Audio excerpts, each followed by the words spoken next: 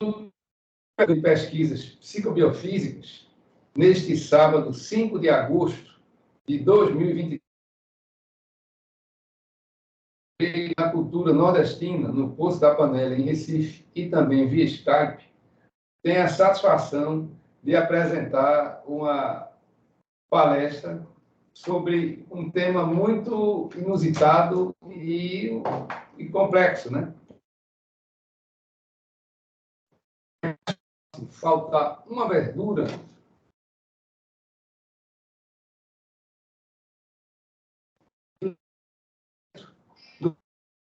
Falhou, João.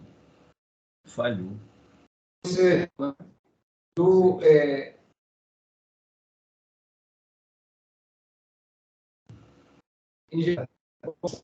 meu, tá falhando, João. Tá falhando. Está falhando? Tá.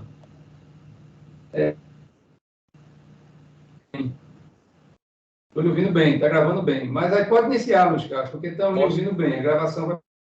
Bom, é como a gente estava conversando antes, a Chesf tinha a obrigação de planejar o sistema de transmissão, né? E geração também do Nordeste. Nós tínhamos a concessão do Nordeste, temos a obrigação. Então, nós a Chesf, trabalhamos até o governo de Fernando Henrique Cardoso, quando foi feita a reforma do setor elétrico, e essa atribuição nossa foi suspensa. Então, muitas das coisas, das visões que eu tenho, são visões do passado, nós temos visão do futuro também, né? Porque eu mostro como foi feita uma mudança nesse modo de planejar o sistema. Houve uma modificação que deixou de nós termos a obrigação e passou a ser feita através de leilões a ampliação do setor, né? Não seria mais a atribuição da gente suprir o mercado. Ô, Jalmir, agora eu vou compartilhar, né, Jalmir? Deixa eu ver aqui, vice. Primeiro eu vou rodar, não é Você isso? compartilha. Pronto, eu vou apresentar.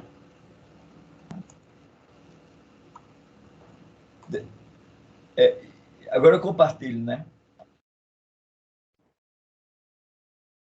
Hoje Já está em azul, né? já está compartilhado? Ainda não. Porque Não, quando você Espera aí, um segundo. clica em compartilhar, aquela setinha embaixo, aí aparece um campozinho em azul, iniciar compartilhamento. Aí tudo que tiver na sua tela vai aparecer. Certo. Vou aparecer na sua tela e agora é só você abrir o PowerPoint. Perfeito. Perfeito. Aí pode colocar isso, não bota aplicação. Tá ótimo. Okay. Tá vendo? Tá vendo? Tá ótimo. Tá ótimo. Isso, perfeito. Bom, então é isso que nós vamos ver. Por que por que uma verdura? Porque alguns bens faltam, poderiam faltar. Por que alguns bens poderiam faltar? Alguns bens, às vezes, faltam no mercado. Não é verdade? Faltam bem por quê? Porque, como a economia é capitalista, a sinalização de preço é que faz você optar por produzir um ou outro bem. Normalmente, você vai optar por aquele bem cujo preço está maior, entendeu? Então, você vai maximizar o seu lucro. Essa é a ideia. Ora, se você está vendo que o preço do tomate está subindo, você vai voltar toda a sua produção para o tomate, em detrimento da cenoura. Porque essa é a lei do mercado. Você vai sempre procurar, e isso é muito bom sobre certos aspectos, mas sobre outros é ruim, né? Porque pode faltar um bem. Só que a energia elétrica não pode ser assim. Por quê? Porque o que você está demandando naquele momento, naquela hora, naquele instante, tem que ser suprida. Então, você não pode deixar ao bel sabor do mercado, porque, inevitavelmente, as coisas vão ser prejudicadas. A ideia de planejamento não é uma ideia nova, é uma ideia muito antiga. Agora, planejamento de Estado é algo novo, relativamente novo, parece que surgiu na Revolução Francesa, mas que foi muito bem estabelecida foi na União Soviética, através daqueles planos quinquenais. Aí ficou demonstrado, né, como é interessante você planejar a economia. Por quê? Porque de um país rural como a Rússia, né, eles em 40 anos conseguiram mandar um homem para o espaço. Então, daí dá para se ver como é interessante o planejamento. E, como eu estava falando, que não é um negócio novo, veja só o que é que diz a Bíblia. Quem, quem, quem sabe que eu participar das. Sempre eu gosto de botar alguma coisa relativa à Bíblia. Veja o que está escrito aqui na Bíblia. Olha, vejam só. Qual de vocês, se quiser construir uma torre, primeiro não se assenta e calcula o preço para ver se tem dinheiro suficiente para completá-la? Pois se lançar o alicerce e não for capaz de terminá-la, todos que virem rirão dele, dizendo: este homem começou a construir e não foi capaz de terminar. Essa é a noção do planejamento. Qual o rei que, pretendendo sair à guerra contra outro rei, primeiro não assenta e pensa se com 10 mil homens é capaz de enfrentar aquele que vem com 20 mil? Se não for capaz, enviarão a delegação, enquanto outro está longe e perderá a cor de paz. Isso aí já é um princípio da noção do planejar. Esse planejar é isso. Vamos para uma definição,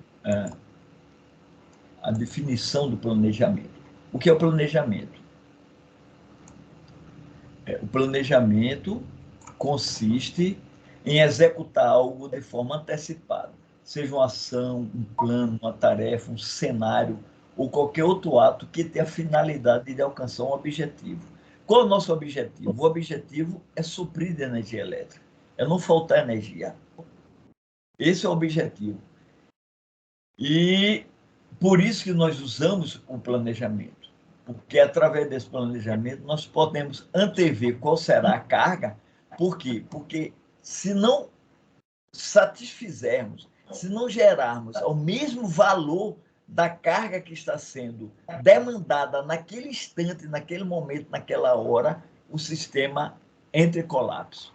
Então, é isso que é o conceito de planejamento. Em última análise, nós fazemos obras, certo? De tal forma, como as nossas obras demandam muito tempo, uma usina é uns 5 anos, uma linha é uns 2 anos, então a gente tem que fazer com muita antecedência. Então, o que eu estou propondo agora, né, nessa apresentação, seria uma noção de oferta e demanda, uma noção de economia, as características econômicas da energia elétrica, né? Como se compõe um setor elétrico, né? As características do nosso sistema de transmissão e partir para o planejamento da geração da transmissão, tá certo? E observar que as coisas não são, que mesmo planejando, as coisas podem não acontecer, na verdade, podem não dar certo. E como o pessoal daqui gosta muito do fenômeno quântico, né? Então eu quero, à guisa de conclusão, falar no nosso brilhante futuro, o futuro quântico. Bom, vamos ver por que alguns bens faltam no mercado. Aqui é uma curva de oferta. Você pode ver que, à medida que o preço aumenta, o fabricante, o construtor, o produtor se sente mais motivado e produz mais. Aqui é a quantidade produzida e aqui é o preço. Então, essa aqui se chama a curva da oferta. Quanto maior o preço, maior a oferta. A escala de oferta mostra a quantidade ofertada a cada preço. Veja que a quantidade ofertada do bem muda quando o preço varia. Com o preço maior, aumenta a quantidade ofertada. A curva de oferta se inclina para cima. Quando você aumenta a oferta, ou seja, quando você tem uma safra maior, essa curva se desloca para a direita. Está vendo? Isso aqui é um aumento da oferta. Essa curva, ou seja, você, tá certo? Ao aumentar a oferta, você, com o mesmo preço, você pode comprar mais, vamos dizer assim, né? Porque você vem para cá, a oferta, esse aqui é o preço, com o mesmo preço, se a oferta se deslocou para a direita, você vai poder comprar mais, com o mesmo preço. E a curva da demanda? A curva da demanda, ó, a quantidade demandada varia com o preço menor, claro, quanto menor o preço, mais você é motivado a comprar. Você não vai comprar um centro de banana, você vai comprar logo dois, botar R$2, entendeu? Então, com o aumento da demanda, o que acontece é que a curva da demanda também se desloca, tá vendo, para a direita. O objetivo da gente sempre é manter o preço, não é verdade? Manter o preço. E no caso da energia elétrica, é você manter a geração. Ao aumentar a demanda, você tem que aumentar a geração para manter o preço, né, que é como nós fazíamos. O nosso preço antigamente, o preço de um sistema regulado, como era o nosso, era o custo pelo serviço. Custo pelo serviço, ou seja, o custo da energia se baseava no pagamento dos investimentos e no pagamento do OIM, operação e manutenção. Isso sempre foi muito questionado, né? Porque o pessoal dizia, não, rapaz, é estatal, né? Que era estatal, não dá para você saber o preço real de operação e manutenção, né? Porque é ineficiente e tal. Então, que é um questionamento pertinente, né? Porque realmente você não sabia o custo real, você sabia o custo real. Porque qual é o custo real da operação? Você teria que comparar com outras coisas, outra atividade. Então, era um questionamento talvez pertinente, né? Agora, tem coisas piores do que isso, né? Que é o caso de uma situação que é do setor elétrico de praticamente um monopólio. Porque no monopólio, você deve ver que o preço de um monopólio, você não tem um preço que é dado, certo? Pela cruzamento da demanda com a oferta. Quando você cruza a demanda com a oferta, você tem um preço. Não. No sistema de monopólio, o preço fica dentro de uma área. Então, ele pode maximizar o lucro de tal forma que, mesmo assim, botando o maior preço possível, não vai perder. Né? Por quê? Porque é monopólio. Só ele fornece. Não vai perder a clientela. E, além do mais, a eletricidade é inelástica. Você não tem um substituto para a energia elétrica. Não tem para onde fugir. Né? Não tem para onde fugir. Aqui você está vendo que ao se aumentar a demanda, né? Aumentou a demanda, aí você também aumentou a oferta, tá? Aí, quando você aumentou a oferta, tá, vai ver para cá, apesar do aumento da demanda, né? Ano a ano aumenta a demanda, tá nascendo mais gente, tá mais gente casando, tá? Tem mais indústria chegando, então a demanda aumenta do setor elétrico. A demanda aumentou. Mas você conseguiu manter o mesmo preço porque você aumentou a oferta. Então manteve o mesmo preço, certo? Agora, no caso da energia elétrica, como eu falei, se você não ofertar o que está sendo demandado, colapsa. O sistema simplesmente entra no apagão. Ou então vai ter que fazer racionamento, quer dizer, não aumentou a oferta, tem que fazer racionamento. E como eu estava falando do caso do monopólio, você pode botar um preço, essa curva aqui é um pouco complicada, lá na cadeira da economia, né, Jomi? A gente mal vê isso. Então, o preço do monopólio, que poderia estar aqui por toda essa área, não, ele sempre se maximiza, porque não há como fugir. Não há como fugir, tá certo? De um monopólio. E o setor elétrico é uma característica inerte, intrínseca a ser monopólio. Você usou mecanismo, que eu estou usando agora, mecanismo de burlar isso, mas não é possível, né? Não é possível. Por quê? Porque vou dar um exemplo de uma usina hidrelétrica. Você só tem aquela usina. Você não vai fazer 2 usinas, 3 usinas para competir. Não tem sentido, é um rio só. Não há uma linha de transmissão, é caríssima, é longa, enorme. Então não há como você fazer concorrência. Não tem como concorrência. É um monopólio natural. É impossível fazer concorrência.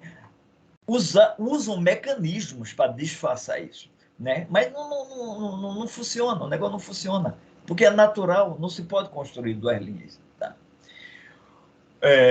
Outra coisa é a taxa de retorno disso. Por exemplo, você pode se contentar com o retorno do capital investido. Você tem uma usina, ela amortiza em 30 anos, não é isso? Se você dividir o preço dela pela amortização, você vai ter a taxa de retorno anual. Então, com essa taxa de retorno anual, você estaria, em tese, satisfeito, porque o dinheiro que você aplicou, vai ter o seu retorno. Botando alguma coisa a mais, você ganharia mais, não é verdade? Então, é isso que eu queria mostrar também, seria o retorno do capital. Se você tem um capital, e se você tem, por exemplo, 30 anos para amortizar, com a taxa de 3%, você estaria satisfeito. Um pouquinho mais, tá? Os juros no Brasil estão 8% real. Está 13%, né? A taxa Selic, que dá em real 8%. Então, não há motivação de você investir no setor elétrico, né? Com a taxa de retorno dessa, né? Não há porquê você investir. Tu tem esse problema, é monopólio, a taxa de retorno é baixa, tá certo? Você vai perder dinheiro se você for investir. Então, alguma coisa tem que ser feita aí para... Então aí é que surgiu essas coisas do mercado. Então, voltando às características para a gente rever, características da energia elétrica, que ela é inelástica, né? Monopolista em essência, tá? E é uma utilidade pública, porque ele usa bens e recursos públicos. Usa bem, porque um rio é público, o vento é público, o sol é público. Mas você usou o terreno, né? Não, você usou o terreno, tá certo? Tudo bem. Você usou o terreno, mas um terreno para botar uma placa solar. Mas o sol é público. Então, é um bem de toda a população. Então, você está usando o bem de toda a população em seu próprio benefício, tá certo? O vento é público também. Mas aí você poderia pôr os impostos, através do imposto, você... Bom, tudo bem, mas não é o caso do rio. No caso de um rio, aí você não dá mesmo, tá certo? É por isso que desde da década... Aliás, lá acho que desde os Estados Unidos, que se tem a lei das águas, a lei de concessões. Lá nos Estados Unidos é que você não iria investir, por exemplo, em drenar um pântano, tá? Você vai botar seu dinheiro para drenar um pântano que vai favorecer a todo mundo. Então, você não vai construir uma linha de transmissão, nem vai construir uma usina que vai beneficiar todo mundo também. Não é verdade? Você vai construir só para você. Mas aí tem esse contrassenso, você está usando um bem público para seu usufruto próprio. Então, existe essa legislação e a Constituição que praticamente copiou, né? que compete à União explorar diretamente ou mediante autorização, concessão ou permissão, os serviços de instalação da energia elétrica e o aproveitamento da energia dos cursos de água. Tá certo?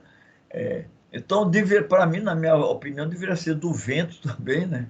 E do sol, mas não sei, isso aí é um negócio mais moderno, né? Mas isso aqui não é novidade, não, né? Você viu que a gente pode também ter concessão, né? Tá certo? Tem usinas, você faz concessão, uma iniciativa privada faz, tá certo? E ele tem a concessão de 30 anos para cobrar por essa energia. Como era, sempre foi assim, né? Sempre foi assim. Como a gente tinha tramway aqui mesmo tinha tramway, né? E com transporte público também. Tudo que for de utilidade pública são concessões que pode ser explorado diretamente ou não, né? Como eu falei, foi muito questionado o diretamente, porque não se sabia fazer o levantamento de custos, né? E realmente é difícil. Então, com a iniciativa privada, com a pseudo, né, vamos dizer assim, concorrência, dá para você saber qual é o menor custo.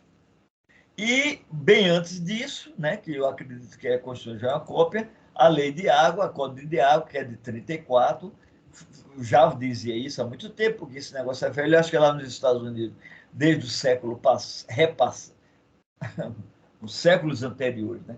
Então, explorar diretamente ou mediante concessão os aproveitamentos dos cursos de rio, né? E essa concessão se fará por tempo fixo, né? E diz a lei aqui que nunca excedente é 30 anos. Aí o pessoal estranha, né? O Estado, não, mas o Estado encampou, né? O Estado tomou a concessão, né? Tem muito esses termos, né? Usados pelos meios de comunicação. Não, o Estado tomou. Não, não tem nada de tomar. O Estado fez uma concessão e, ao fim da concessão, está na lei, ele pode de novo leiloar ou pode até explorar diretamente, tá certo? Agora, obviamente, tem que pagar as benfeitorias, porque tem muitas benfeitorias que não foram amortizadas, não é verdade? Você está com a usina, você está sempre mantendo, está consertando, ou está melhorando, né? Essa melhora, você vai ter que pagar, né? Apesar da concessão ter findado, você é obrigado, obviamente, a amortizar tudo que foi investido durante o período da concessão. Por que isso? Também interessante. É que ele disse que lá no Rio de Janeiro, nos fins das concessões, era horrível. Que o camarada subia nos elevadores, naquele fim da concessão da Light, sei lá, né, lá naquela época, na década de 50 ou 60. Então o camarada ficava preso no elevador porque faltava luz. Por quê? Porque já estava no fim da concessão e a iniciativa privada não queria investir, né? Possivelmente não tinha os mecanismos para dar o retorno do que eles estavam investindo no fim da concessão. Bom, e de que é que custa o setor, o setor elétrico? Qualquer setor elétrico, em qualquer lugar do mundo. Da geração. Olha, eu estou falando dentro de uma caixa, né? Aqui nós estamos numa caixa, nós estamos num modelo que, inclusive, está sendo modificado. Então, nós temos a geração, a transmissão, né? Com linhas de transmissão e subestações, e a distribuição.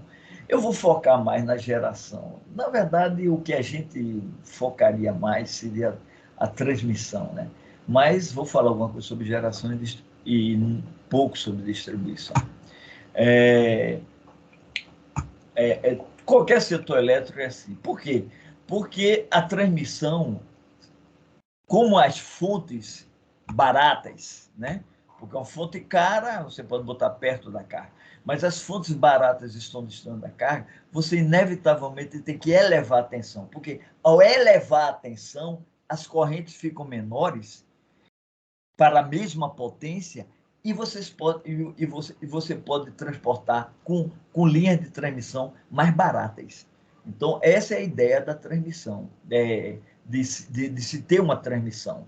né? Altas tensões. E você, nas subestações, você vai ter que baixar, porque você não vai usar tensões elevadas.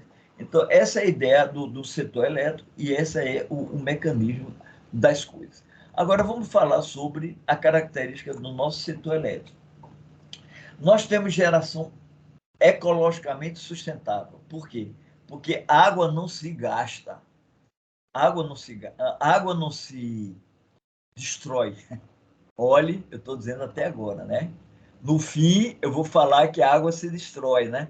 A água não se destrói, então é renovável, mas 90 e tantos por cento da nossa energia é gerada através de fontes renováveis. É o Brasil, é o Canadá, talvez parte dos Estados Unidos, União Soviética. Nós somos Suécia, nós somos privilegiados porque temos geração hidráulica, né? Tínhamos, vamos dizer assim. Então, nós temos longas linhas de transmissão, porque a geração hidráulica está distante. Infelizmente, ultimamente, nossos reservatórios são insuficientes. Por exemplo, Sobradinho garantia 6 anos sem chuva, né? Hoje, ele só garante 1 ano. Então, um grande problema da gente seria o acúmulo. Por quê? Porque sem água no reservatório, a gente não pode gerar, né? A água é quem roda as turbinas. Nós tínhamos, na década de 70, anos 70, né, João? A Cararaú, que era Belo Monte. Belo Monte ia ser 22 mil megawatts, ou seja, o dobro da potência instalada da Chesf. Só que inundar uma área muito grande. A briga foi grande, os índios, com justa razão, queriam manter algumas coisas sagradas da terra dele, e a confusão foi grande. Moral da história, ultimamente fizeram uma usina com 10 mil, 11 mil megawatts, mas cuja energia firme, ou seja, sem acúmulo de água, só gera uns 4 mil megawatts médio por ano. Quer dizer, não quer dizer que seja perdido o trabalho, né? Porque pode ser feita acumulações com a montante, não é isso mesmo, João? Mais acima, procurar algum lugar para fazer uma acumulação para que dê uma energia firme na faixa dos seus 11 mil megawatts que está lá instalado. Mas é a vida, as coisas são assim, né? A gente tem que enfrentar o problema. Isso é um problema de engenharia, né? E de respeito ao meio ambiente, de respeito às tradições. Então, nós temos reservatórios insuficientes agora, né? A usina de base, ou seja, aquela usina nossa de base, que é aquela que mantém o sistema, né? É o hidráulica, né? Apesar desse problema, mas nós temos um crescente percentual de usina com geração imprevisível, que são essas não convencionais, eólica e solar, porque hora tem, hora não tem, né? Se tiver vento, tem eólica, se tiver sol, tem solar. Mas as nuvens estão passando e os ventos têm a sua dinâmica também. É claro que isso também você pode fazer uma previsão, mas essa previsão é de mais curto prazo, né? Não é como é o nosso caso.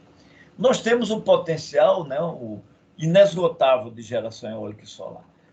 Só não tem como acumular, como eu estou dizendo, ela é intermitente.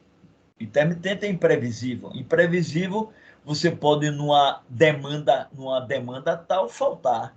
E daí, aquilo ali que eu disse no começo não se satisfaz, não é isso? Bom, mas tem uma vantagem.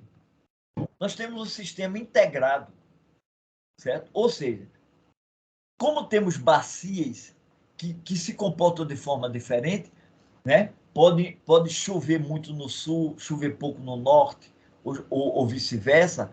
Nós temos essa complementariedade, porque nós temos linha de transmissão que podem fazer essa transposição de águas de uma forma que, na verdade, é uma transposição elétrica. Ou seja, você vai gerar mais onde acumulou mais. Então, o fato do sistema ser integrado é como se tivesse uma reserva de geração muito grande, tá certo? Outra coisa também você pode, com um potencial inesgotável de geração eólica e solar, você pode usar os reservatórios hidráulicos para também suprir a falta do eólico e do solar. no caso de uma intermitência. Não é isso? Então, o Brasil é sortudo nesse aspecto aí, tá certo? O que falta mais é realmente, vamos dizer assim, viabilizar os planejamentos, porque planejamento sem viabilização, não é isso mesmo? O negócio não dá certo. Então, veja só, nós temos um planejamento de longo prazo, né, que é feito pela EPE, quando nós perdemos a concessão. Antigamente, como eu disse a vocês, nós fazemos o planejamento de médio e longo prazo. Nós fazíamos de médio, curto e longo prazo. Só que o nosso longo prazo decenal era com a Eletrobras, nós temos uma coordenação brasileira que via mais longo prazo. Tá certo? Por exemplo, H2000, teve um trabalho chamado H2000 pela Eletrobras, que planejou o ano 2000. Então, planejava toda aquela transmissão da Amazônia. Hoje em dia, esse longo prazo é feito pela EPE. O planejamento de médio e curto prazo é feito pelo ONS, que eram 5 anos. Então, a ONS refina, essa entidade é uma ONG, ou seja, não é estatal, é uma ONG, ela é mantida, essa aqui é estatal, que é a EPE. Essa aqui é uma ONG, ela é mantida por vários agentes, inclusive os privados, são os mantenedores, tá certo? E temos o planejamento da operação, né? E a própria operação, que é feito também pelo ONS. Então, esse ONS se tornou muito competente, ele fazia um planejamento de 3 anos, agora está fazendo um planejamento de 5 anos. Mas eles fizeram esses 5 anos também por causa da ausência do Estado, né? De um planejamento de longo prazo. Então, eles avançaram pela competência e pela necessidade, tá certo? E como é que é feito o planejamento, então? Agora, vamos entrar no planejamento em si. O planejamento da geração, obviamente que igualmente como da transmissão, ele pesquisa o mercado, né? Vê como vai ser o crescimento do mercado. Tem um crescimento que é o crescimento vegetativo, que é o crescimento da população, né? Aí eles pegam os índices econômicos de crescimento, né? Também verifica as taxas históricas de precipitação pluviométrica para ver quanto a disponibilidade ou o risco de déficit, o risco de déficit, né? De geração que a gente vai ter através das taxas históricas de acúmulo dos reservatórios, né? E daí faz a adequação da geração, né? E dos reservatórios, né? Através de leilões da geração. Então, tem leilão de 5 mais 5, mais 5, mais 10. Então, faz leilões que é para 3 anos, 3 anos, porque solar e eólica dá para ser feito de 3 anos. 5 anos, né? Então, tem leilões, então, o que são oferecidos no preço mínimo e esperamos sempre um deságio, certo? O preço mínimo, obviamente, vai cobrir a operação manutenção e o investimento, aqueles 3% do investimento, até o fim da concessão. Tem os leilões também, né? Hoje em dia, já estão pedindo geração auxiliar nesses leilões para eólica e solar, porque não pode ficar ao bel sabor das condições climatológicas, não é isso mesmo? Então, hoje em dia, como tem essa facilidade tem mais essa facilidade que é a geração de hidrogênio, me parece que os leilões hoje em dia já estão com geração auxiliar, isso aí facilita o planejamento da operação, facilita o planejamento em si como todo. Por quê? Porque essas usinas deixam de ser intermitentes, ficam usina de base. Então, está fornecendo sempre aquela potência, tá certo? Então, é o ideal. Isso aí é o ideal, né? Mas isso tudo por causa dessas usinas de hidrogênio, ok? E como era o nosso, desse que eu participava, né? Nós participávamos da Chesta, era o planejamento da transmissão. Era a mesma coisa, levantamento das cargas futuras, víamos o crescimento vegetativo, aí fazíamos os estudos de fluxo nas linhas de transmissão e subestações através de simulações, né? E daí nós ano a ano, isso durante 10 anos nós fazíamos decenal, ano a ano, e nós víamos a necessidade de reforços, tá? Então, a partir do mercado, isso aí tudo interagindo com as concessionárias, porque o sistema era muito perfeito, né?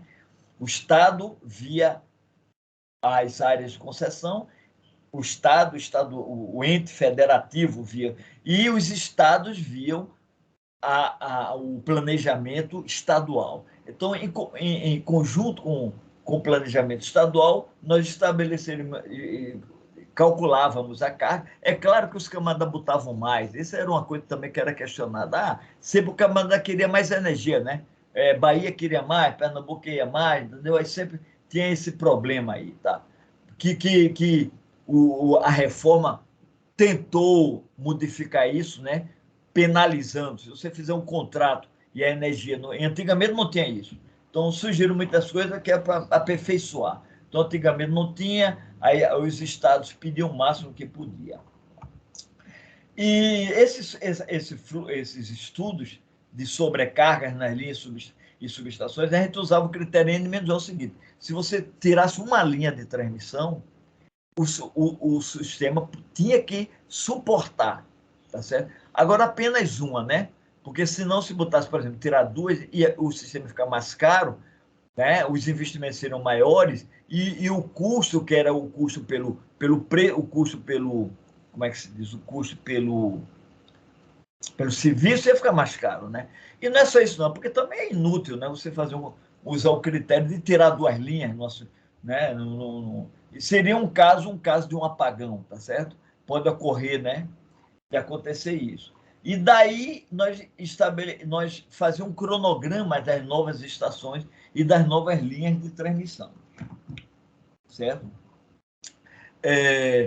Bom, aí tudo bonito, né? Tudo funcionaria bem com leilão, se as obras saíssem nos prazos, né? Se o mercado não crescesse mais também, né? Também dava assim uma folga, né? Tudo funcionaria na perfeição, muito diferente, né? De um mercado cujo direcionamento é dado pelo preço, né? Porque, como eu falei, a falha de um direcionamento econômico ser dado pelo preço, sem planejamento. Outra coisa, a iniciativa privada planeja também. Viu?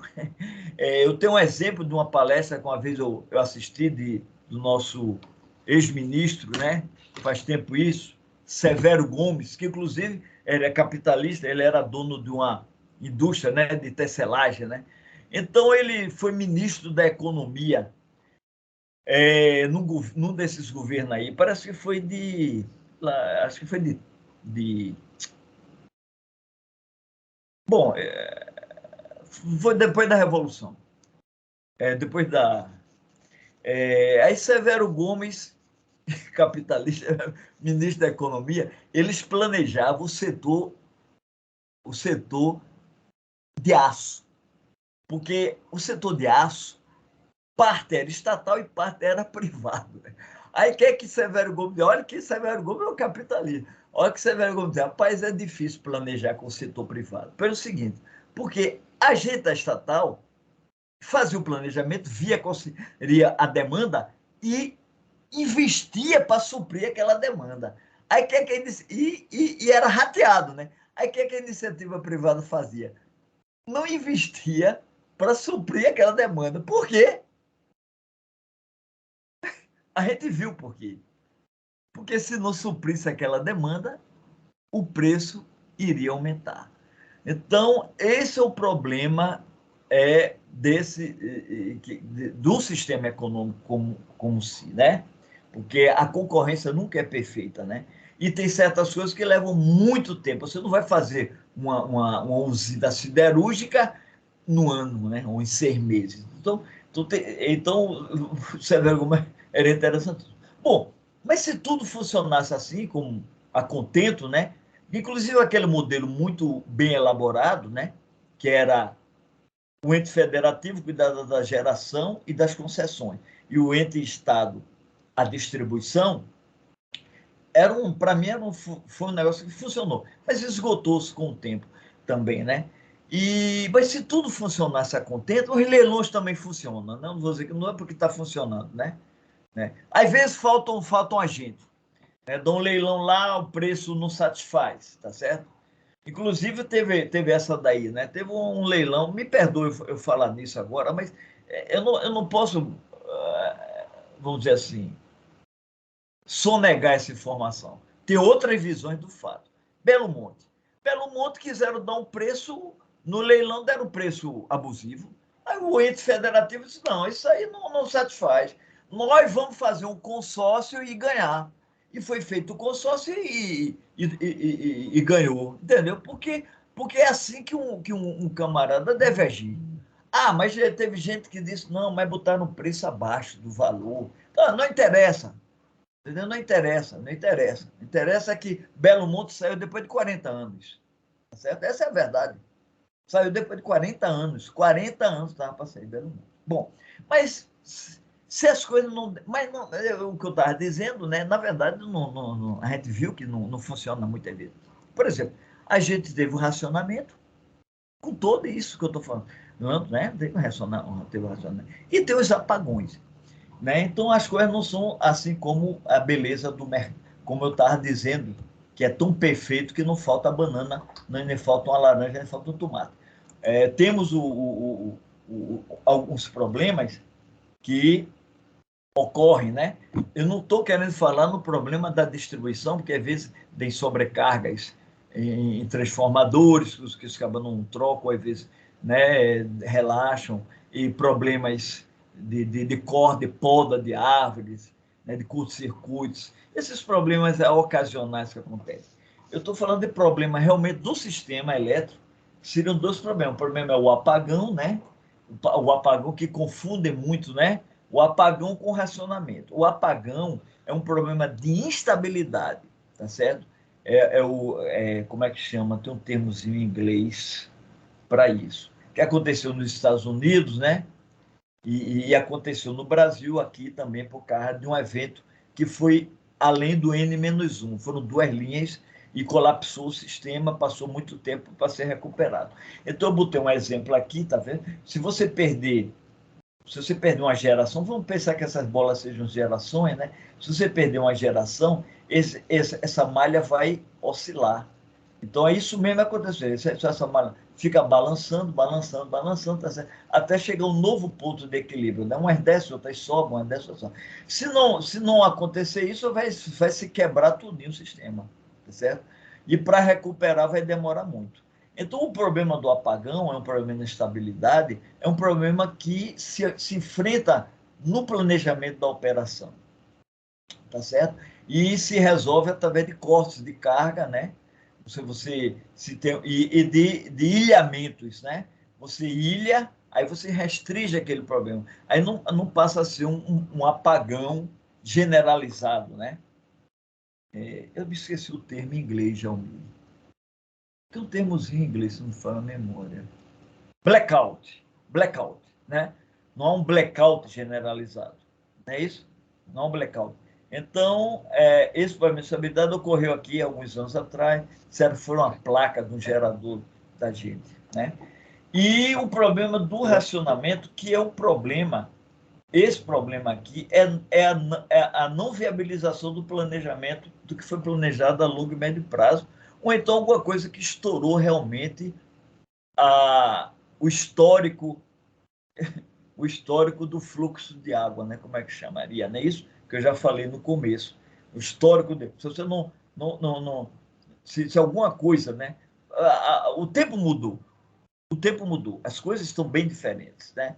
Então, o histórico de pluviométria, de pluviosidade está alterado, tá certo? Então, secas e podem estar diferentes. Então, isso é um problema que poderia acontecer. Mas me parece que não tem risco, mesmo porque, vamos dizer assim, o consumo diminuiu, né? E tem outros fatores também, né? Que eu acredito que talvez interfira, que é o caso da geração distribuída, residencial, domiciliar. Bom, mas e o bom de tudo isso? Bom é o futuro, né? O futuro futuro é quântico, né? O futuro é brilhante. O futuro, por que eu botei quântico? Porque o pessoal daqui gosta muito do quântico. Mas é quântico mesmo.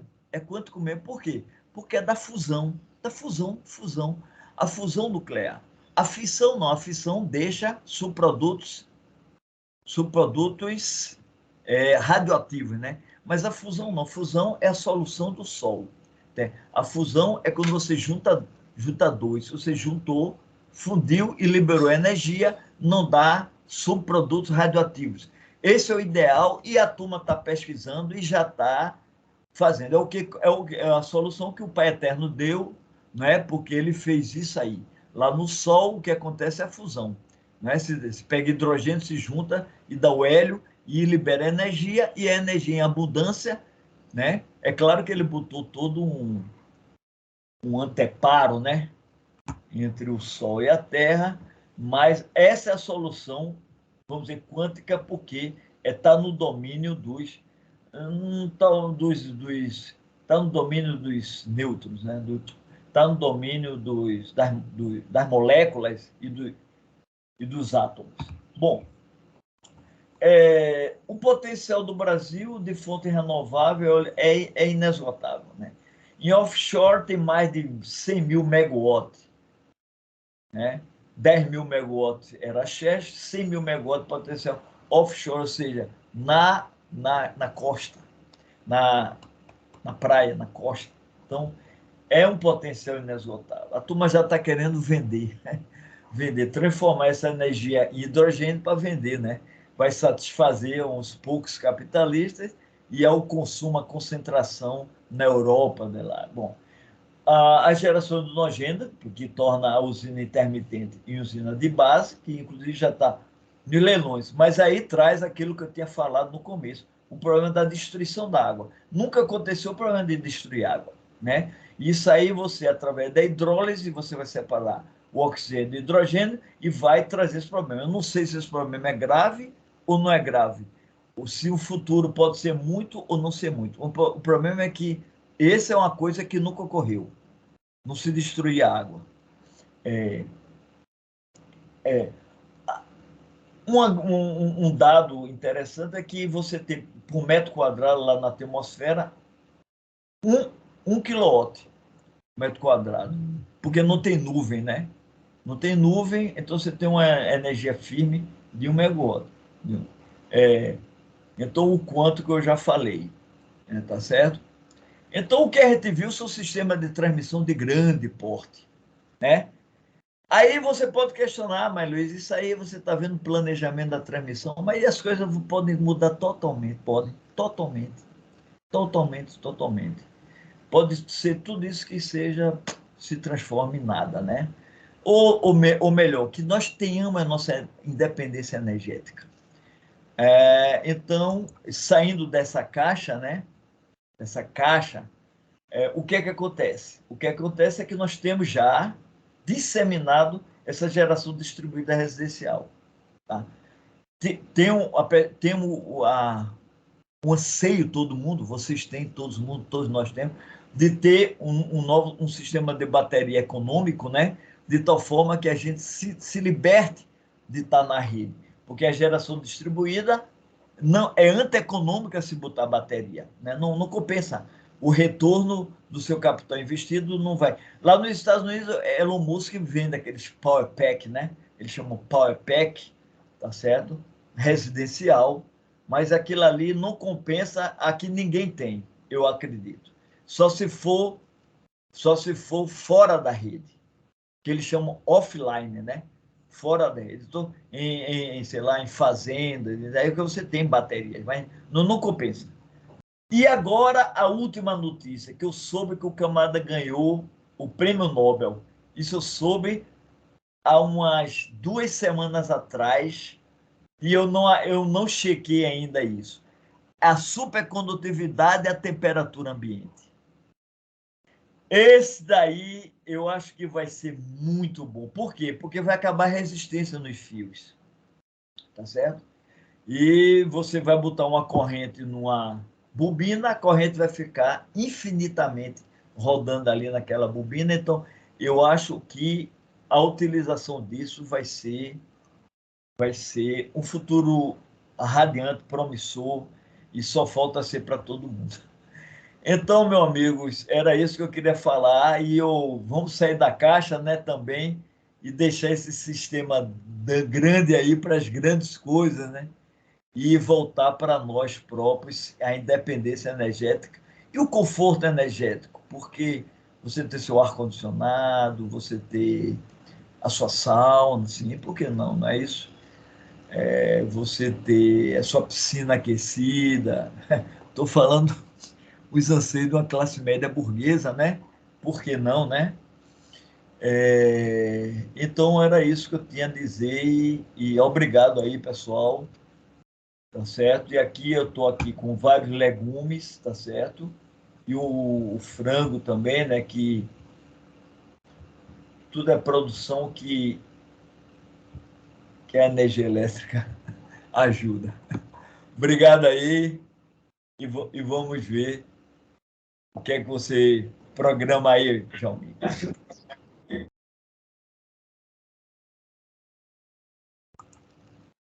Eu gostaria só deixar aqui essa tela, que foi a carta que eu distribuí com o pessoal quando eu fui demitido esse ano, né?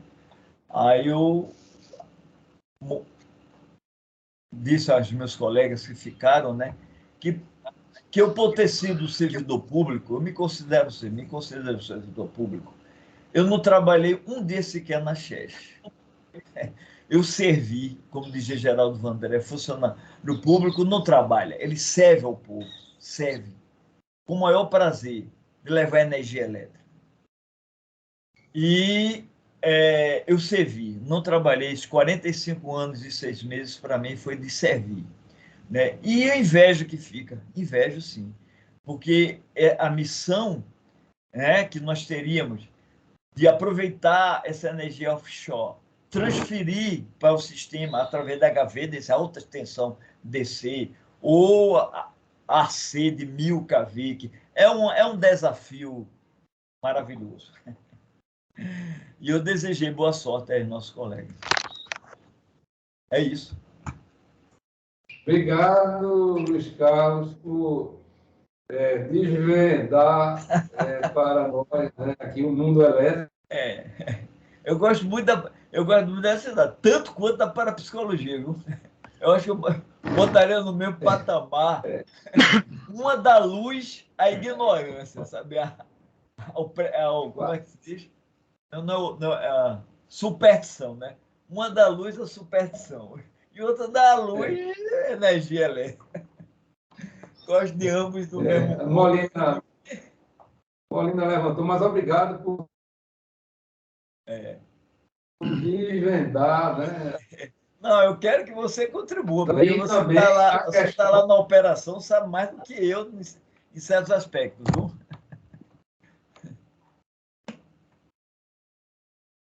E a gente sabe, né, que a energia Está falhando, João. Está falhando.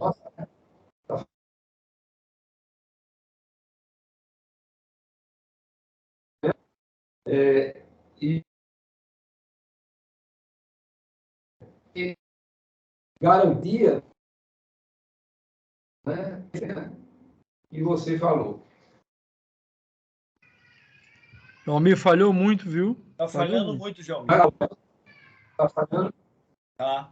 Muito. Molina, pode. Molina? Oi. Pode falar. Primeiro, parabenizar o próprio Instituto por esse sábado de múltiplos saberes, né? É sempre uma surpresa. E por mais que a gente pense inicialmente, já não vai ser tão rico, sempre é muito rico, né? Como foi hoje a contribuição dos Carlos. Gerou, viu, Luiz Carlos? Parabéns, gerou inúmeros insights aqui. Mas como eu tenho declaradamente minha atual preocupação número 1, número 2, número 3 com a crise climática, então gostaria de perguntar a você né?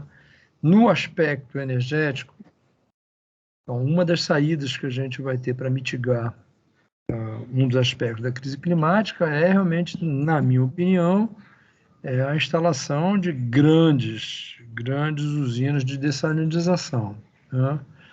A gente tem Israel, tem outros países já tem essa experiência. No Brasil, essa semana, nessa preocupação, eu verifiquei que você tem uma usina em implementação no Ceará, na região metropolitana do Ceará, uma grande usina de dessalinização. Tem uma menor sendo também já em funcionamento em Vitória, né? Pelo que eu entendi, ela já estaria funcionando em Vitória, mas menor, aumento apenas para 80 mil, abastecimento de 80 mil pessoas. Mas uma das minhas indagações essa eu acho que você não vai se responder, se puder responder é ótimo, mas quanto tempo leva a construção, o você falou muito em planejamento, né?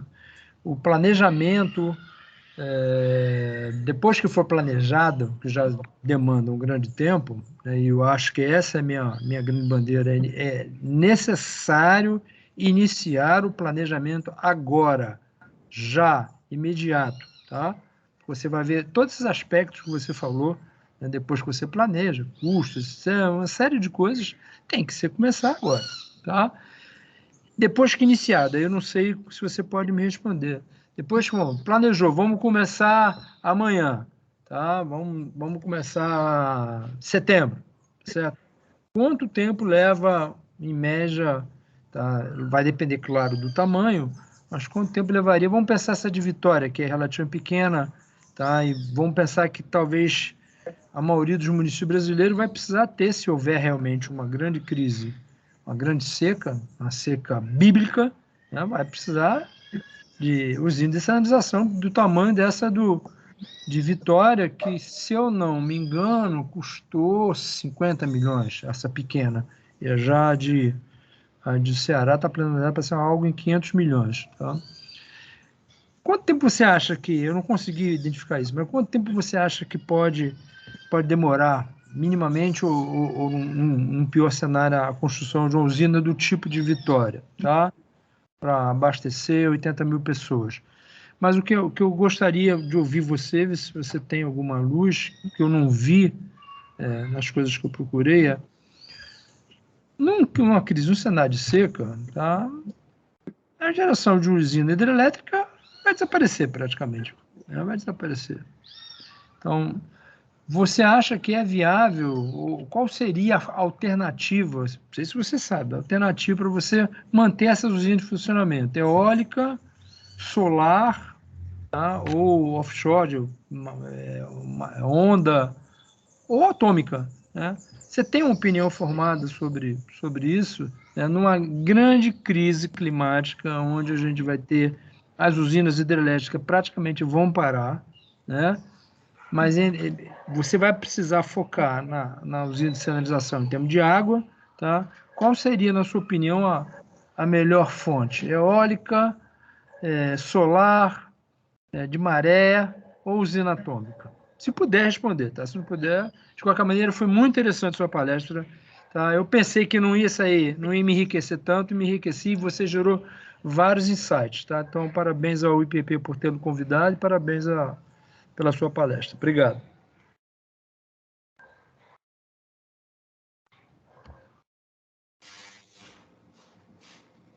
Está mudo, Luiz Carlos. Luiz, está mudo. Beleza. Luiz, agora. Beleza. Agora.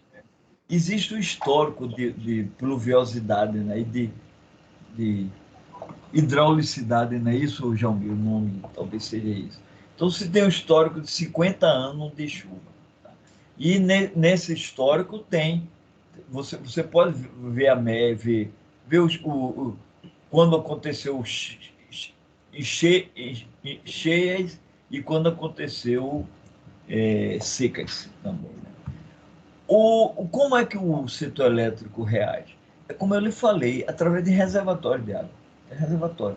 Como a gente tem Sobradinho, garantia 6 anos de seca. Entendeu? Eu acho que cobria o histórico todinho de seca. Hoje só está cobrindo o ano, mas é por causa, não é por causa de falta de chuva, só está cobrindo o ano por causa do consumo, porque o consumo subiu muito, né? E os nossos reservatórios não tem tanto reservatório quanto o nosso consumo. Parece que agora é um mês, um negócio assim, não é, João? Às vezes, se você fizer uma seca de, não é um mês ou um ano, sei lá. Se fizer uma seca de um ano, você talvez não tenha energia hidráulica, talvez, tá certo? Não dê para remanejar isso aí. Isso é um problema, isso é um problema. Isso aí realmente é um problema, porque você não pode inundar, não tem área para inundar. O que se pensou, inclusive chegaram até para o diretor da energia elétrica, ele disse, era ver se conseguia na Amazônia você fazer um reservatório bom lá, né? Aí, mesmo porque por causa de Cararoa, de Belo Monte, né? Porque Belo Monte poderia ser 22 mil megawatts. Tá? Então, se você fazer na Amazônia um reservatório, aí, e não precisa ser naquela área indígena, não precisa ser naquela área que está sendo construída, que foi construída a usina. Você pode fazer um reservatório bem distante, na verdade, como é o caso de Sobradinho. Você guarda água em Sobradinho, mas você desfez de Xingó. Você vai usar essa energia em Xingó. Então, esse problema realmente eu não estou vendo solução, não. Eu acredito que a ideia seja o planejamento da operação. Você vai fazer o seguinte: como a gente tem muito vento e sol, você não depressiona o reservatório. Você não usa o reservatório, tá certo? Não usa reservatório. Você bota o mínimo, você tem que ter o fluxo mínimo ali no São Francisco, que é por barco, por peixe, para água, né? Para abastecimento da cidade. E lá 600 metros cúbicos por segundo, né, João Mir? Né, João Mir? 600 metros cúbicos. Não estou falando só para suprir, só para o abastecimento, navegação. Então, você deixaria o mínimo ali, aí não depressionava muito o Sobradinho. E o resto tudo, solar e eólica, que tem condições de mandar. Tá certo? Então, você incrementar o máximo solar e eólica. Incrementar o máximo. Aí você conseguia preservar um acúmulo bom de energia. Um acúmulo bom. Outra coisa são a geração de de hidrogênio conjuntamente com a eólica e solar. Por quê? Porque tem horas, né? Tem horas que você tem solar e eólica demais, que inclusive você não despacha. Tem muito vento e muito sol como eu lhe falei, que a demanda, a geração tem que estar passo a passo com a demanda. Você não vai gerar mais do que precisa.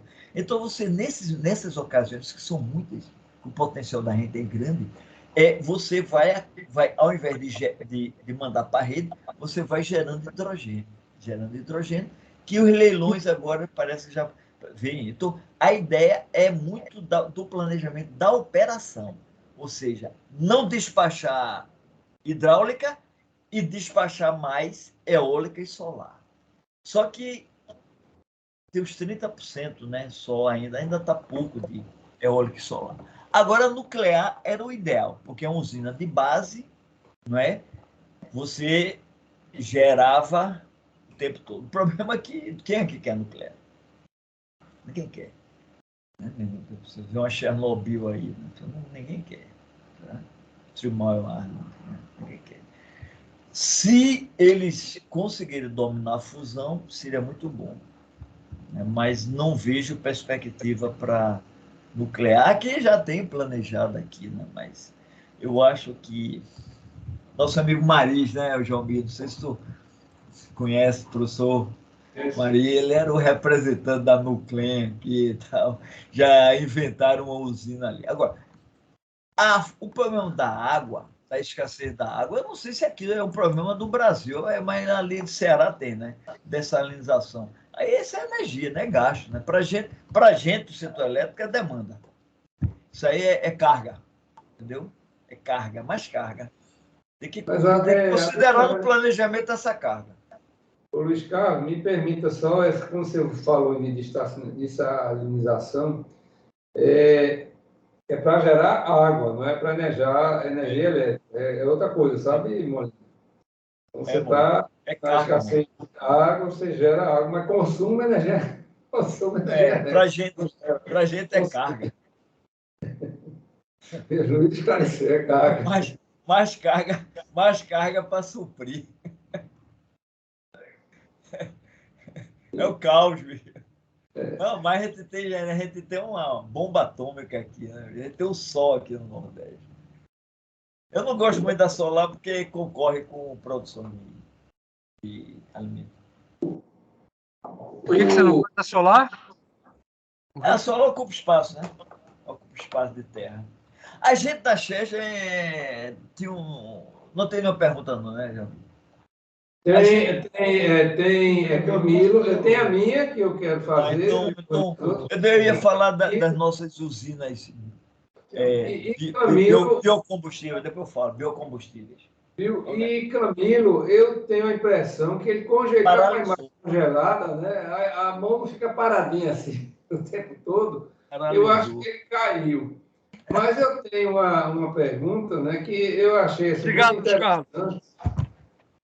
A você trazer essa questão da energia elétrica. E a energia, né, tem várias formas, né?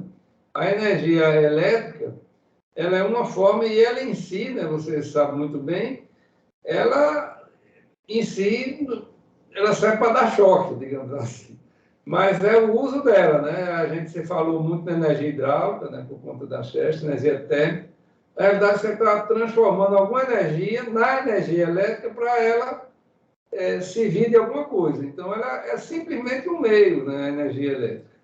Então, a gente vai usar, né, ela, né, na parte de iluminação, para movimentos, né, de máquinas mais diversas, de bombas, de sistemas de climatização, resfriamento, para gerar, né, sistema de comunicação para a palestra do PPP, Ronaldo bem lembrou. Então, é simplesmente um meio. Agora, o que eu faço uma reflexão é que a energia elétrica, né, depois eu vou fazer a pergunta, primeiro é a reflexão.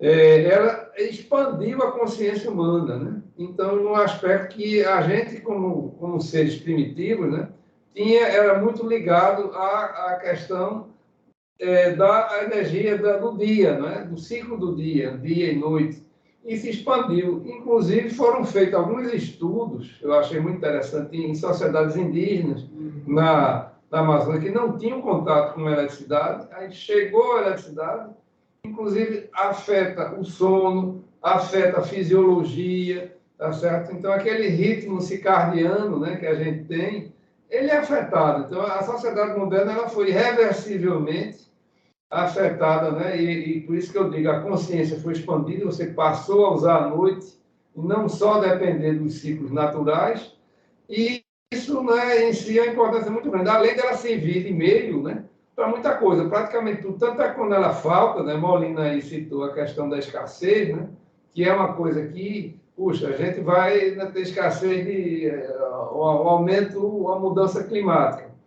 E o que você falou muito bem é o aspecto assim, plurianual do planejamento elétrico, né, e a questão da água em si, né, você citou o caso aí de Sobradinho, que era um reservatório, né, para compensação plurianual e foi reduzindo, hoje é um ano só, né, porque o consumo aumentou. Aí você procura fazer as grandes interligações aí que você aí citou, né, que você interliga o norte com o sul e coisas para fazer esse balanço energético.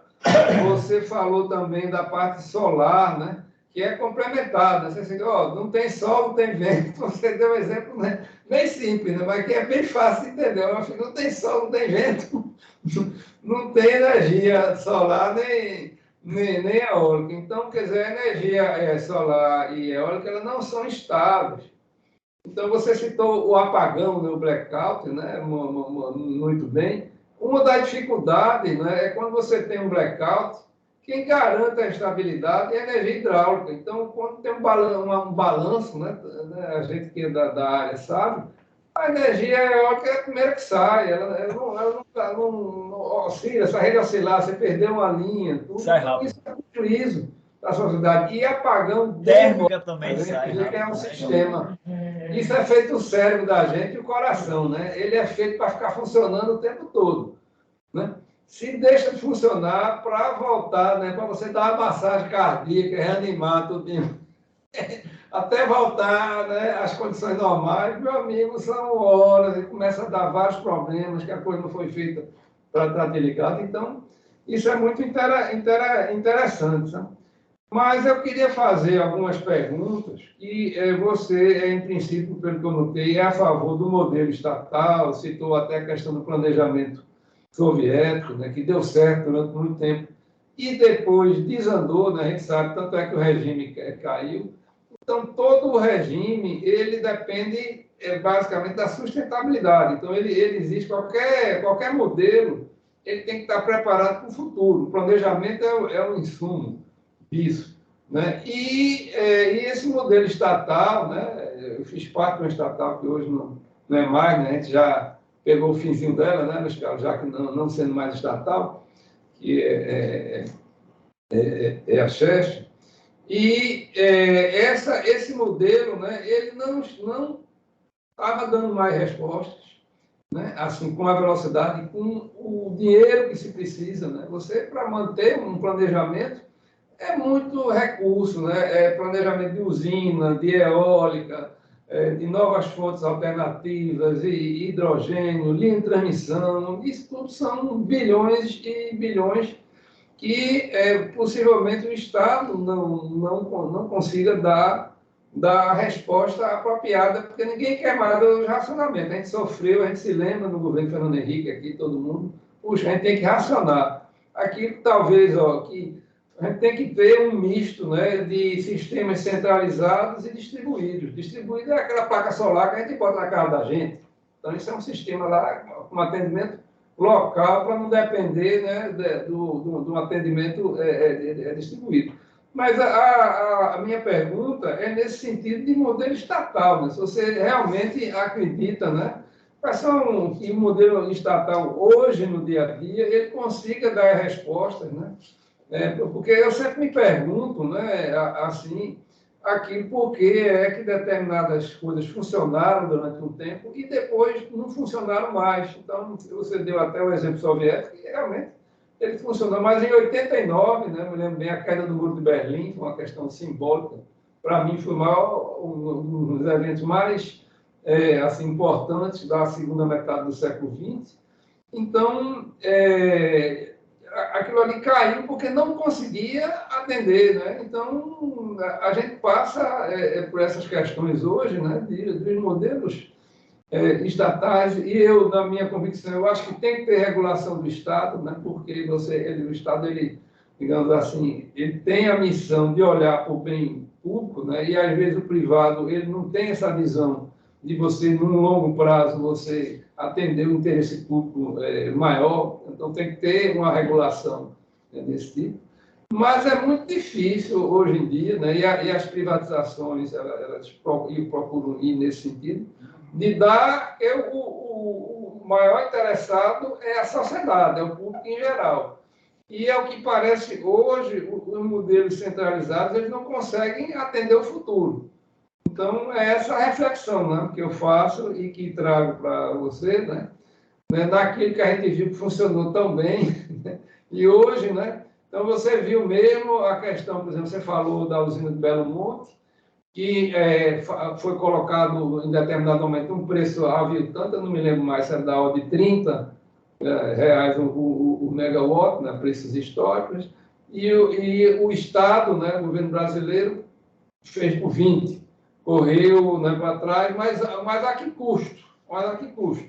Né? Porque no final você resolve de imediato, mas a regulação, o equilíbrio, você vai ver que com aquela intervenção no governo Dilma, né, que com a medida provisória, ela que era para baixar a conta de luz, né, assim, 20%, né, de imediato. Isso foi terrível, né? Funcionou só naquele momento. É como baixar a taxa de juros do Banco Central por decreto. Isso não funciona. A inflação aumenta e é no mundo todo.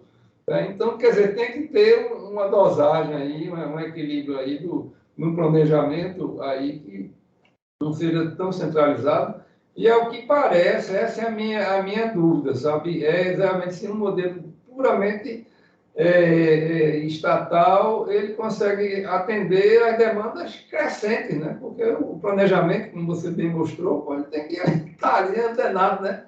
No futuro, se isso consegue dar certo. Essa é a minha pergunta, sabe? Né? Do planejamento ficar só estatal, se isso dá certo hoje na sociedade não tem que capilarizar. Muita coisa, né, João? Eu falei já aí, né? Como éramos? Nós temos um sistema em que o ente federativo tomava conta do planejamento, da geração e da transmissão e fez concessões. E o Estado, a distribuição, ficava nos estados. Esse modelo funcionou bem, eu acho que funcionou bem. Chegou uma época, aí você lembra, que as concessionárias estaduais não estavam pagando a concessionária federal. Ou seja, a gente dava energia para a CELP não pagava. Quer dizer, houve uma bagunça, uma zona, uma falta de, sei lá, rapaz, que já era uma demonstração do esgoto, talvez do esgotamento desse modelo, tá certo?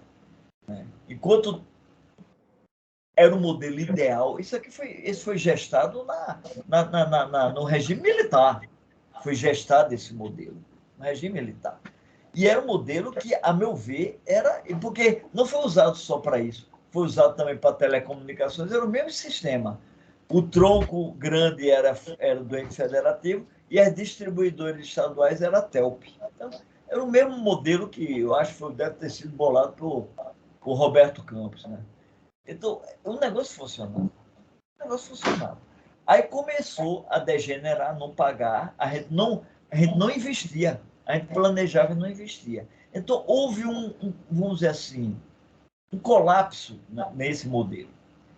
Ao invés deles aperfeiçoarem o modelo, não, fizeram outro modelo totalmente diferente. Né? Totalmente diferente, que é através de leilões, que funciona também. Funciona. Agora, Está dando certo. Tá dando certo. Funciona. Só que o camarada quer maximizar os preços. Então, não é pelo custo, a gente cobrava pelo custo do serviço, como eu mostrei, já falei isso. Eles querem o quê? Ter lucro, né? Aí o problema é qual lucro eles querem ter. O que é que resolve? Isso é o leilão, né? Que faz baixar o lucro dele. No leilão eles concorrem, mas, meu amigo, você está concorrendo monstros, sabe? Monstros. E termina a China ganhando, que é uma estatal chinesa. Você vai falar de estatal, é estatal. Quem ganhou um leão de 1000 kVDC? Foi a estatal chinesa, a State Grid. Então, você falar de estatal ou não estatal, sabe? E outra coisa, tem certa coisa de estatal que na União, que é em todo país capitalista, a geração hidráulica é controlada pelo Estado. Por quê? Porque é um negócio estratégico. Eu tenho certa coisa que são estratégicas. Né? Então, Luiz, me permita assim, só interromper, porque essa questão que você falou, ela extrapola, né, a questão assim, inicial que eu lhe perguntei, né, sobre um modelo que funciona melhor, né, se o estatal, né, o capitalista, digamos assim, e essa questão de estratégia de Estado, de soberania, né, porque a energia elétrica ela pode ser tratada, né, como você falou, como uma questão de soberania, né, de Estado. Aí o exemplo que você deu, algumas situações, a Austrália, por aí tudo. Eles preferem ter um controle assim, do governo, né? Exatamente porque não ficar na mão em determinadas situações, né? Então, é um modelo complexo, né? Porque você, no final, quer atender a sociedade, né? A sociedade precisa, depende, toda a indústria, comércio, serviços, né? Todos, né? Ao custo baixo. E você, a questão aí, até que ponto, né? Você ingessa isso aqui é tudo estatal, vai ficar mais caro, né? Você não permite a concorrência. Você falou em leilão, né? Leilão exatamente pegando mesmo isso aqui. Leilão, você bota um preço E o preço não é interessante, é um leilão, né? Você vai baixando, né? Custa 100, aí tem, deságio. né? Porque o leilão tradicional ganha, né, quem dá mais, né? Esse ganha quem dá Quem dá menos. menos. A ideia é essa, é É o minimizar o leilão lucro, inverso, né? né? A gente tenta E tem funcionado, tem Tem funcionado. funcionado, tem. A Eu grande acho que, por questão. exemplo, uma concessionária federal não ia dar conta de todas essas obras. A gente não tinha capacidade, é muitas linhas, muitas subestações, muitas usinas, sabe? É muita coisa. A gente tinha que alguém outras pessoas participarem do esforço também, né? É óbvio, né? É uma solução boa, uma solução boa. Então, mas no final eu acho que a sua visão é mais estatal, né, do que capitalista, né? Não, porque não dá para a gente estar fazendo usinazinha. Não dá para fazer daquelas 40 megawatts, uma hidráulica ali, uma solar ali, não, uma estatal, não compensa para a gente. É o tipo da coisa, é como se o Estado fosse ter, como lá na União Soviética, tinha uma sapataria, um engraxate, entendeu? Uma loja de relojoeiro. Né? Então, não tem certas coisas que são pequeno porte. Uma linha de 20, 30, 40 quilômetros.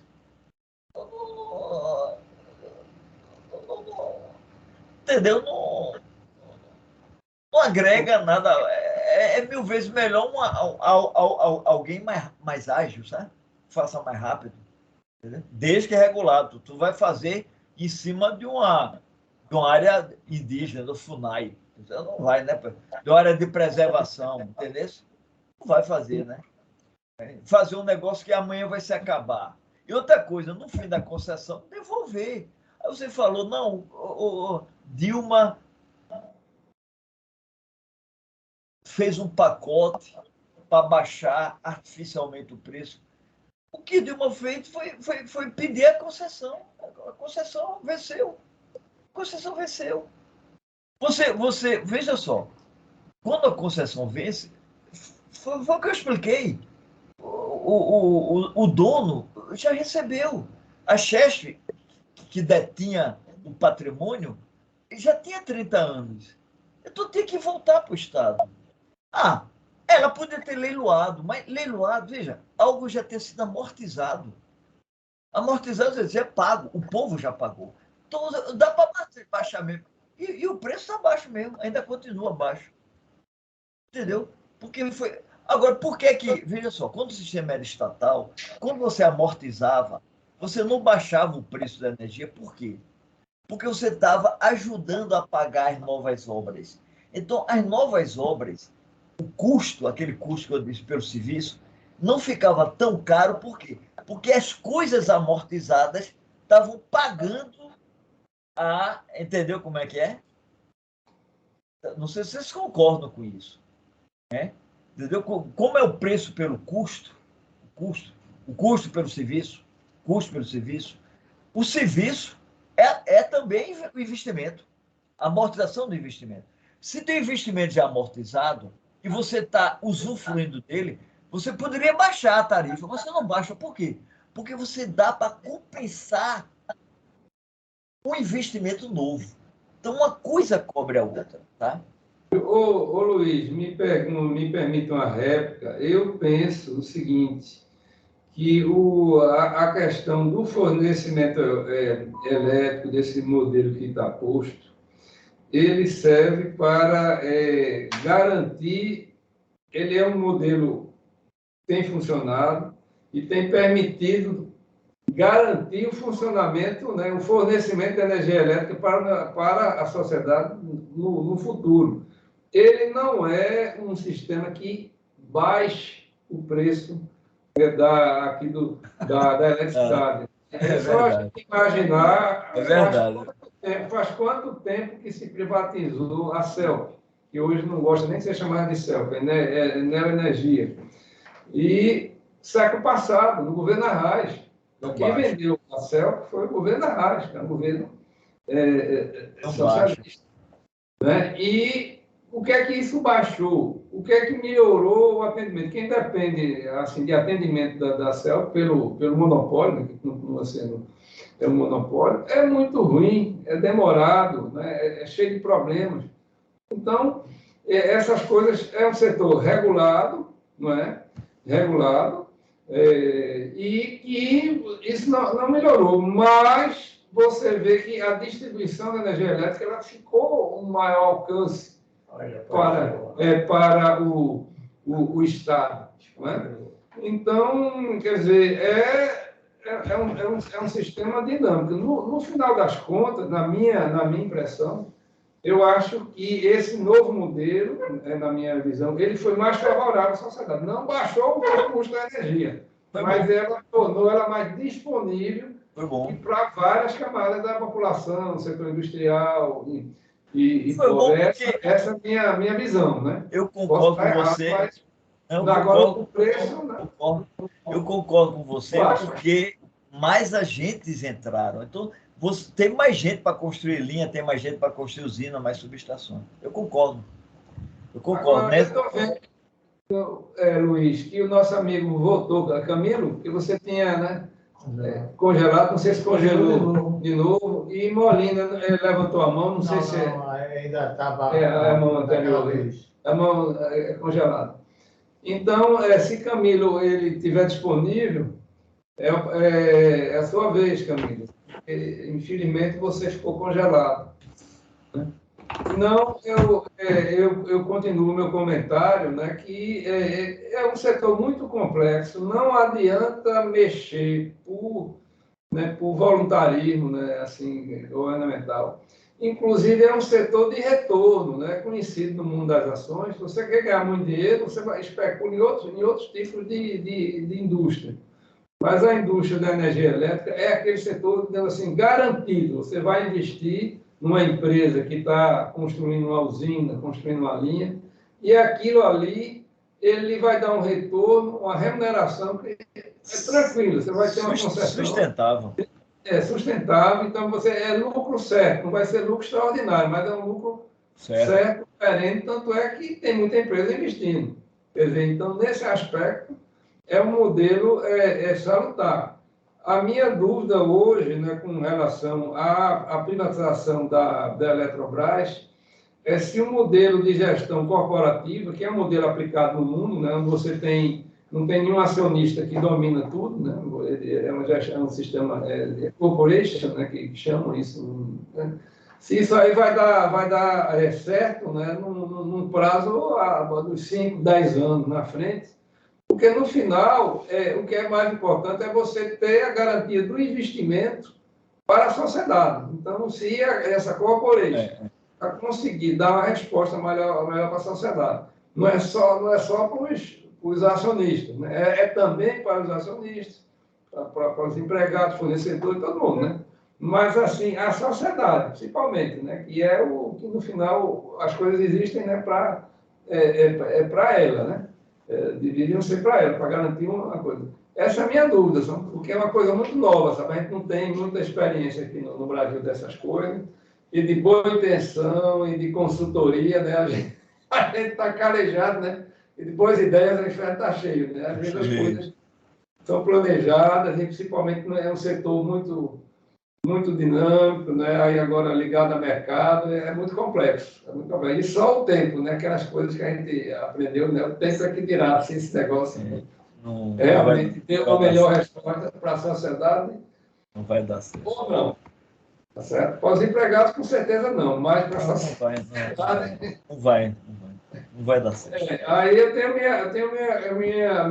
minhas dúvidas, sabe? Minhas dúvidas que, sinceramente, eu não sei. Eu espero que dê melhor. Porque é monopólio, né? É 40%, 50% da geração, 40% da distribuição. Não pode ser, não pode ficar assim. Não é plausível um negócio desse. E o que você comentou, Luiz, as questões estratégicas para o país, a gente vê... É 50% da geração, está na mão de um agente, entendeu? Não é bom. Me parece um monopólio, sabe, privado. Tudo bem regulado, né? Regulado e com tempo, mas não pode dar certo. Então, eu acho que o tempo... Olha, me parece até que a Vibra, a Petrobras, distribui postos, que é da Vibra agora. Me parece que a Petrobras já está querendo comprar, porque o negócio não está dando certo. Não está dando certo. Tem outras coisas aí, políticas, que eu não queria entrar nesse detalhe, né? Porque, eu acho que Se for para entrar nesse detalhe, eu ia lhe lembrar das lojas americanas. Então, a gestão é a mesma. Mas não há condições. Questão de fraude, né? A questão de fraude. A questão é o capitalismo financeiro. É a financiarização do capitalismo, que visa o lucro. Mas o muito capitalismo, rápido. Não há condições. Não há condições. Mas o capitalismo ele é muito adaptável e camuflável, né? Então, hoje as empresas assim, elas têm uma prática, né, de ESG, né, que tem de governança, os aspectos sociais e o E, né, é do ambiente, né, environment, né? Então, é uma adaptação, sabe? Então, a gente tem que estar, assim, sempre, eu vejo assim, aberto ao que, no final das contas, ele é sustentável, né? Porque não adianta, às vezes, você ter uma ideia muito boa, né, que seria em tese, e acaba ela não se sustenta, não se mantém, digamos, estável para dar uma resposta, né, para a sociedade. É isso que eu penso, né? E uma outra coisa, uma reflexão, né? A Covid... O nosso modelo é Delmiro Gouveia, né? A gente gosta disso, um cabo empreendedor, mas é aquele capitalista de pé no chão da fábrica. O financeiro só visa o lucro rápido, né? A financiarização é uma distorção. a distorção lucro, do capitalismo. É o extremismo, né? E uma reflexão assim, final, né, para a gente assim, ir caminhando para o final do nosso encontro. A gente viu que a Covid ela trouxe muitas questões. A gente viu assim, de abastecimento, né, aquela questão que você tinha, né, de se você pensar globalmente, né, puxa, eu produzo local e penso global. Então, esses fluxos, né, a gente viu uma coisa bem simplesinha assim, semicondutores. Então, semicondutores era concentrado em determinados países, notadamente Taiwan, por exemplo. E houve uma crise hídrica lá, e aquilo afetou todo o mercado. Então, começaram a pensar, puxa, não é melhor eu produzir o semicondutor localmente, embora mais caro, do que ficar numa dependência, né? Então, ficou muita questão da dependência da China. Aí fecharam essas fronteiras por conta aí da Covid, né? E o fluxo, né, de abastecimento de várias matérias-primas ficou comprometido. Então, essas crises, né, também levam a você rever os modelos que funcionaram, estavam funcionando muito bem, tá certo? E depois, né, como a questão da abertura, né, das nacionalidades, como a União Europeia e tudo, e você tem muita coisa regional que você tem uma União Europeia sufoca também alguns regionalismos. Então, é um mundo, né, complexo. E a energia elétrica também é assim, né? Local, local, né, centralizada e também distribuída, né? Os chineses já estão planejando, vou mandar para o grupo, tá bom? Planejando o sistema mundial. Os chineses já estão vendo como vir por toda a Europa, Estados Unidos, Rússia, entendeu? Eles já estão planejando o sistema mundial. Eles já estão planejando. E olha que eu vi esse planejamento deles há uns 10 anos, não, uns 6 anos atrás. Foi no seminário. Planejamento Mundial Chinês da transmissão. Dentro da caixinha, né? Eles estão dentro daquela caixa, né? Desse sistema tradicional, tá? Agora, nós vamos nos libertar disso com as nossas baterias aí. Aquele gasoduto, né? Aí a gente vai se libertar disso. O gasoduto russo, né, mostrou, né, que o abastecimento da Europa de uma forma centralizada tem, em caso de conflitos, dá pra... Bem, pessoal, eu acho que a gente não conseguiu falar com o Camilo, estamos, então, nos caminhando, né, para o encerramento, né, aqui do... Você está na forma compartilhada, né? Pode descompartilhar, Luiz. Eu acho que... Estou olhando aqui.